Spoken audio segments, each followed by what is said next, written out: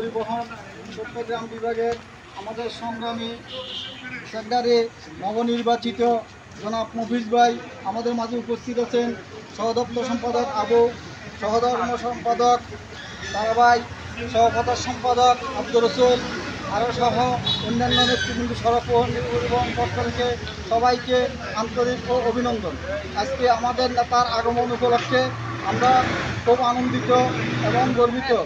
আজকে এই ক্রান্তিকালে আমাদের বিরুদ্ধে শেখ হাসিনা ইন্ডিয়া বসে ষড়যন্ত্র করতেছে, ষড়যন্ত্র কালো হাত।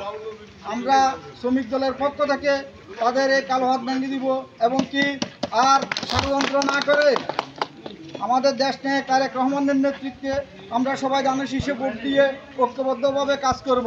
আপনারা জানেন এই বাংলাদেশে আমাদের নেত্রী শিক্ষা ভাতা চালু করেছে, বয়স্ক ভাতা চালু করেছে, পাশাপাশি বিধবা ভাতা চালু করেছে, যে মুক্তিযোদ্ধা ভাতা আমাদের নেত্রী চালু করেছে। আমাদের নেত্রী ডিগ্রি পর্যন্ত বিনামূল্যে বই দিয়েছে, ডিগ্রি পর্যন্ত লেখাপড়া করার সুযোগ দিয়েছে। আমাদের নেত্রী আমাদের সভাপতি আসার কথা ছিল, আসতে পারে নাই। এস.এম. জামাল উদ্দিন রানা ভাই উপস্থিত না হওয়ায় ব্যবসায়িক কাজে সফরে ছিল, আসতে পারে নাই। আমাদের সেক্রেটারি আমাদের মাঝে উপস্থিত হয়েছে। আমরা সবাই তার জন্য আনন্দিত হয়ে আজকে স্থলবন্দর বিলোনিয়া স্থলবন্দর এসে পরিদর্শন করতেছে।